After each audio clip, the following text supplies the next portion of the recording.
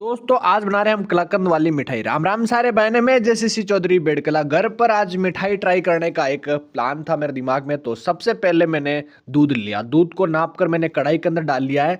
मैंने करीब 4.5 किलो दूध लिया दोस्तों, और उसको चढ़ा दिया अपने चूल्हे पर। मैं भी बैठ गया हूँ पलटा लेकर इसको धीरे धीरे हल्की आंच पर हिलाने के लिए, क्योंकि आज तो मैंने थोड़ी तेजी रखी शुरुआत में, क्योंकि शुरुआत में दूध बिल्कुल ठंडा था।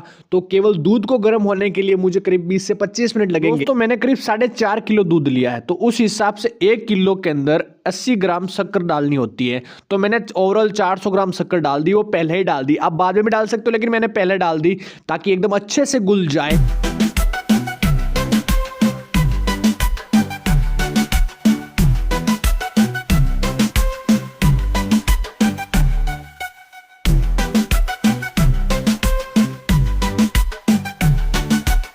20-25 मिनट के बाद आप देखते हो दूध देखो एकदम बिल्कुल गर्म हो चुका है और गाढ़ा भी पड़ना शुरू हो चुका। तो मैं इसको थोड़ा थोड़ा और धीरे धीरे हिलाता हूँ, और साइड के अंदर कोरों के अंदर देखो बिल्कुल भी नहीं लगना चाहिए, उसको नीचे उतारते रहना चाहिए। तो आग की फ्लेम को थोड़ा कम कर दिया मैंने, और दूध को आराम से देखो, क्योंकि दूध जल्दी बाहर भी आ जाता है। वैसे मैंने कढ़ाई मोटी ली है, आपको भी अगर घर पे ट्राई करो थोड़ी कढ़ाई बड़ी ही लेनी है, साइज से बड़ी लेनी है। अगर आप जितना दूध ले उस मात्रा के हिसाब से कढ़ाई डबल होनी चाहिए। तो बार बार वो उफनी आता ना, जिसको उफान बोलते हैं, तो वो थोड़ा कंट्रोल में रही है। मैंने आंच को थोड़ा कम कर दिया क्योंकि दूध बार बार ऊपर आ रहा था। देखो आप कितनी भाप निकल रही है, इसका भी पूरा ध्यान रखना आपको। खुद को अपना हाथ थोड़ा ऊपर होना चाहिए, और बार बार अब थोड़ा हिलाना, थोड़ा स्पीड तेज कर देनी है, क्योंकि ज्यादा टाइम पड़ा नहीं रहना है, आपको हिलाते रहना। आप देख सकते हो, देखो आप दूध के अंदर गाढ़ा पड़ना शुरू हो चुका है।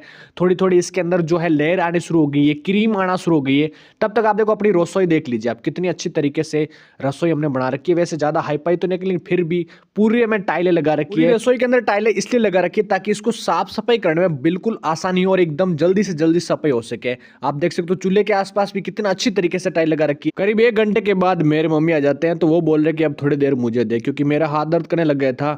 तो अब आगे है वो इस काम के अंदर अब थोड़ी देर, क्योंकि भाई मिठाई खानी है तो सबको खानी है, तो सबका थोड़ा थोड़ा तो योगदान होना चाहिए। तो अब वो अपना योगदान देने के लिए आ गई है। तो मुझे रिलैक्स मिल गया, मैं सामने बैठ गया हूँ वीडियो बनाने के लिए। अब आप देख सकते हो दूध बिल्कुल आधी मात्रा में हो चुका है। 4.5 किलो था, तो अब 2.5 किलो लमसम रह चुका है, या 2 किलो लमसम रह चुका है। अब देखिए आप दूध बिल्कुल क्रीमी टाइप में हो चुका है, ऊपर कितनी अच्छी तरीके से एकदम क्रीम टाइप में आ चुकी है, और गाढ़ा पड़ना शुरू हो चुका है। इसके अंदर बुलबुले भी देखो आप बन रहे, कितनी अच्छी तरीके से बुलबुले बन रहे हैं। इस फ्लेम का पूरा ध्यान रखना है, क्योंकि भाप का बिल्कुल अपने हाथ को बचा के रखना है। कंटिन्यू इसको हिलाते रहना, कहीं आसपास जमने न दे, और उसको नीचे से इसको लेते रहना। बिल्कुल सबसे नीचे ध्यान तो इसमें चूल्हे में रखा जाता है, एक तो साइड के अंदर और एक बीच में। जो कढ़ाई है उसके बीच के अंदर आपको विशेष तौर पर ध्यान रखना है, ताकि वो नीचे जम न जाए। तो इसीलिए करीब में जो ये 1.5 घंटा हो चुका है इसको हिलाते हुए। मैं वीडियो में इतना लंबा नहीं दिखा सकता, लेकिन 1.5 घंटा मुझे हो चुका है, और दूध की मात्रा अब धीरे धीरे कम हो रही है, क्रीमी लेवल बन रहा है। तो हमने जो दूध यूज किया वो अपने घर की भैंस का, हमने कहीं बाहर से परचेज नहीं किया, एकदम प्योर दूध है। अगर आप भी घर पर आप बनाना चाहो मिठाई वगैरह, तो आपको प्योर दूध यूज करना है। चाहे कहीं से मार्केट से भी लो, लेकिन आपको दूध अच्छा और प्योर यूज करना है।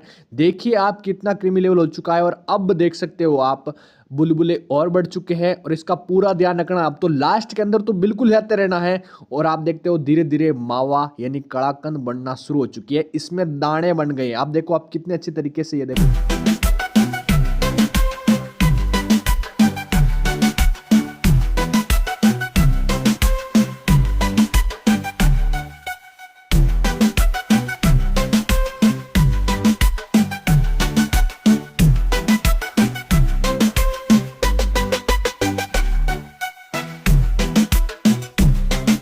तो दोस्तों फाइनली करीब 2 घंटे के बाद हमारा काम लास्ट स्टेज पर आ चुका है, और कलाकंद बनना शुरू हो चुकी है। आप देखो कितनी अच्छी तरीके से बनी, और हमने इसको परात में ले लिया है। मिठाई अच्छी बनी। दोस्तों वीडियो आपको अच्छा लगा तो लाइक, चैनल को सब्सक्राइब जरूर कीजिए, और अपने दोस्तों को शेयर भी जरूर कीजिए।